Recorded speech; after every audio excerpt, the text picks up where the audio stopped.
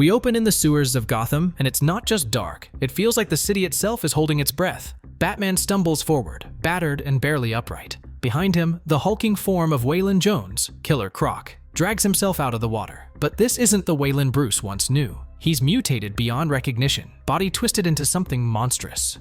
Still, through the pain, Waylon speaks. His voice isn't angry, it's desperate. "Save me, Bruce.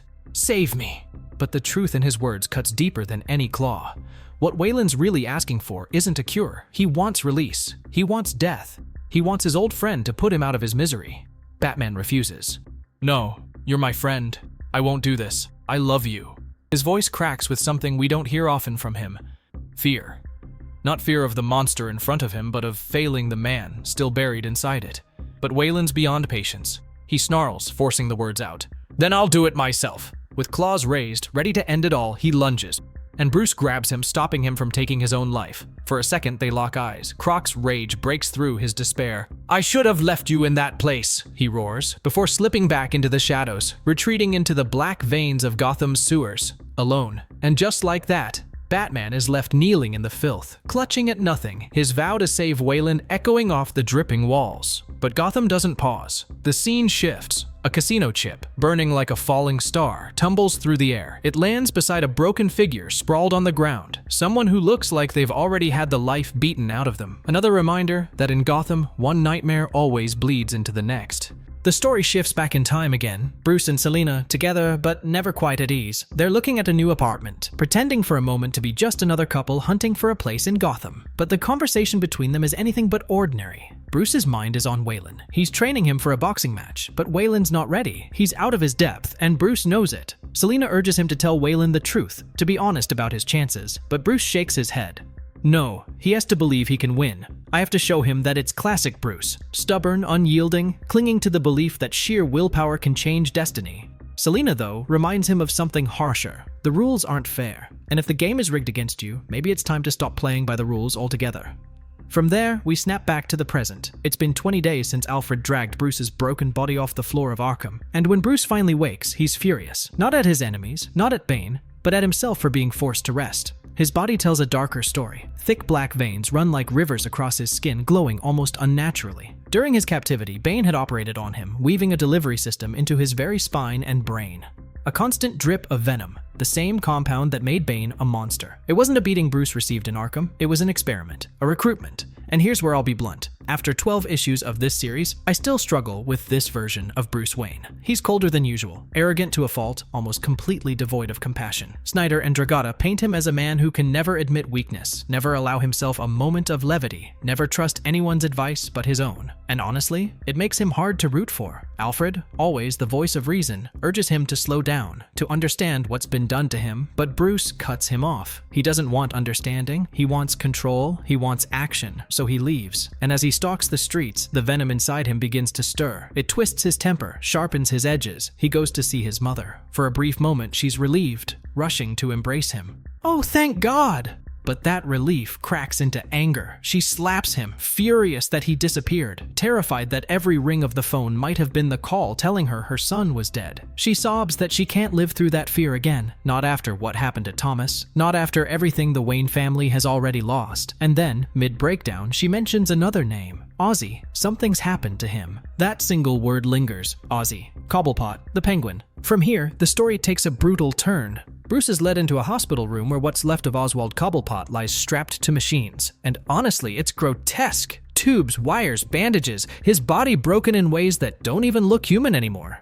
Bane didn't just beat Penguin, he sculpted him. His men broke nearly every bone in Oswald's body, shattering him in multiple places but somehow avoiding every single vital organ. It was precise, surgical, cruel beyond measure. The result? If Oswald survives, he'll be almost 2 feet shorter than he was before. His hands and feet will never work the same. He'll live a life of constant pain, and that's what makes it so much worse. Bane didn't kill him. He left a friend alive, condemned to suffer, so Bruce would feel the weight of that guilt forever. Because it wasn't just an attack on Penguin, it was an attack on Batman's soul. And in this twisted act of cruelty, we witness something bigger. The birth of a villain. The Penguin isn't born in one dramatic explosion of feathers and umbrellas. He's born here, in the quiet cruelty of a hospital room, broken and remade into something that will haunt Gotham forever. But Bane didn't stop there, because Harvey Dent got worse. Bruce enters the next room and sees Harvey lying in bed, half his head bandaged, his face burned and cracked apart. The doctors explain it in chilling detail. Bane crushed his skull, splitting it down the middle. His brain was nearly torn in two. When the police found him, Harvey's head was barely holding together, and yet Harvey survived. When Bane stood over him, ready to finish the job, something happened. A casino chip, burning as it fell through the air, landed beside him. Harvey reached for it, clutched it tight, and in that moment, something inside him broke in just the right way. That casino chip, cheap, worthless, just another token from their games, became something more. It became a lifeline, a ritual, a symbol of chance and fate. And in that second, we don't just see Harvey Dent the man, we see the shadow of Two-Face being born. This is what makes this part of the issue so chilling. We're not just watching Bruce get pushed deeper into the abyss. We're watching his enemies take shape, one by one, out of the people he once called friends. And that's what's so brilliant here. The Rogues Gallery isn't just appearing out of nowhere. They're being carved, literally and metaphorically, out of the people Bruce loves. And that's a kind of cruelty even Batman isn't ready to face. And then there's Edward Nygma. Bruce finds him strung up in some grotesque web of wires, hooked to machines, his body trembling, his head freshly scarred. At first, Eddie plays it off. "I'm fine, Bruce. Just working." But it's obvious he's not fine. He's broken in a way no bandage can fix. Bane didn't beat Edward in the usual sense. He didn't just break bones, he went straight for the brain. He slammed the frontal lobe of Nygma's skull into itself, the part responsible for reasoning, judgment, and self-control. And Edward describes it almost like an epiphany. Suddenly, facts became questions. Questions. Questions everywhere. That's how Riddler is born. Not through clever wordplay or a lifelong obsession with puzzles, but through sheer violence. Through Bane weaponizing Edward's own intellect against him, turning logic into paranoia, certainty into riddles. And here's the sickest part. Eddie thinks it's a gift. He tells Bruce that Bane helped him, that Bane wasn't hurting him. He was challenging him, pushing him to become what he was always meant to be. The madness in his eyes sells it. He's not just traumatized, he's grateful. Bruce, ever the pragmatist, insists Eddie needs a hospital. But before he can even finish, the venom inside him starts to pulse, surging through his veins. The pain doubles him over, his body betraying him just as Riddler's words cut deeper. Eddie notices, his grin widens. "Oh, looks like he challenged you too, Bruce." And in that moment, everything clicks. Bane hasn't just dismantled Bruce's allies. He's reshaped them, repurposed them into the rogues who will define Gotham's future. Penguin, Two-Face, Riddler, each one born from precise cruelty. And now, Bane's remaking Batman himself. It's not just about breaking the bat anymore, it's about rewriting Gotham's entire story. We flash back again, this time to the build-up for Juan's big fight. Bruce and Selina walk right onto a golf course, straight up to Carmine Falcone himself. No appointment, no warning, just guts. Falcone, cigar in hand, and arrogance in his swing, sizes them up. He assumes they're here with a bribe, a bag of dirty money to pay off Juan's opponent. Maybe they want the fight thrown, maybe they want an easy win. That's how the game is usually played. But Bruce flips the script. Instead of paying Falcone, he ups the ante. Inside the bag isn't just money, it's gold work, stolen gold work, and not from just anywhere. From Falcone's own apartments. It's a power move, and it lands hard. Bruce isn't here to play within Falcone's rules, he's here to beat him at his own game, to show him that Wayland can win outright, no matter how rigged the fight seems. That moment, that choice, echoes into the present. Because now, as Batman reflects on his war against Black Mask, and the battles that have followed, he wonders if he should have stood down, if maybe there was another way. He admits quietly that everything has changed. The decisions he made, the deals he didn't take, the risks he forced others into, have reshaped Gotham, and not always for the better. Alfred presses him on it, reminding him of the truth. Bane didn't just defeat Batman, he broke his friends. Oswald, Harvey, Eddie. One by one, they've been twisted into something monstrous. And Alfred asks the question Bruce doesn't want to hear. The real question is, are you going to let him break you? And just as the words hang in the air, alarms sound. Someone's breached the hatch. Batman tenses. Alfred steels himself, and the name drops like a hammer. He's here, Bane. By this point, Bruce has admitted it. Everything has changed. There's no pretending he can go back. No undoing the choices that brought him here, so he and Alfred gear up. And the imagery is incredible. Batman and Pennyworth side by side, weapons drawn, armored up. Alfred, grizzled and unflinching, hefts a massive chain-fed gun like it's an extension of himself. Batman looms behind him, heavier, darker, carrying his own brutal weapon. For a moment, they look less like Detective and Butler, and more like soldiers marching to war. But then, alarms sound. An intruder has breached their stronghold, their equivalent of the Batcave.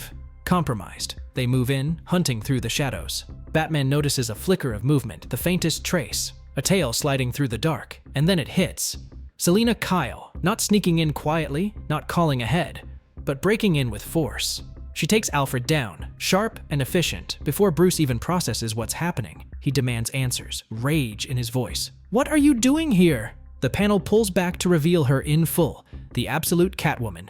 Mask, claws, the whole new aesthetic. Gotham's Queen of Shadows reborn. And the question lingers heavy. Is she here to help, to warn him, or to bring her own brand of chaos into the war Bane has started? We don't know, not yet. And that's where this issue leaves us. Honestly, it was fascinating watching Snyder twist the origins of Batman's rogues into this grotesque new mythology. Penguin, Two-Face, Riddler, all born not from schemes or gimmicks, but from Bane's cruelty. And now Catwoman enters the board. My only frustration? It's all a little compressed. These are transformations that deserved entire arcs, entire issues to breathe. Instead, they get stitched together here, like a montage. It works, but it could have hit so much harder with room to grow. Still, this series is reshaping Gotham in a way we've never seen before. And the question now isn't whether Batman can stop Bane, it's whether Bruce can survive a Gotham where even his friends, even Selina, might not be on his side.